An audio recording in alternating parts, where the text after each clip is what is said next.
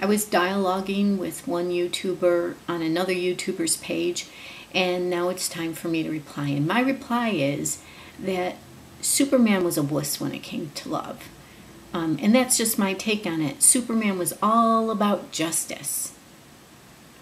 But when it came to love, there were two big attractions in his life. One when he was younger, which was Lana, and then one when he was older, which was Lois. And he never gave either one of them the opportunity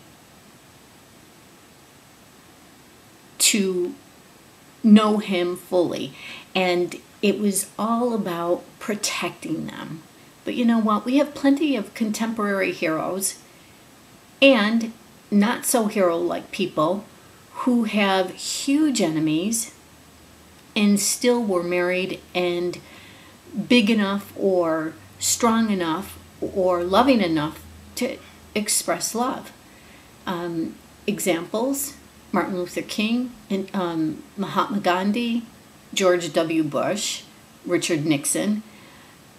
All four of them had huge enemies and still loved enough to marry. So, my answer to you is that Superman was a wuss when it came to love. You know, there's something about unrequited love. If you have it going on in your mind, you have control over how it's going to go. You have control over the fights, you have control over the lovemaking, you have control over the romance, you have control over it all. But when you do it in real life, you're taking a chance because there is another person involved. There will be compromise. I think Superman's Achilles heel, besides Kryptonite, was love, because he just never really experienced it other than in his mind.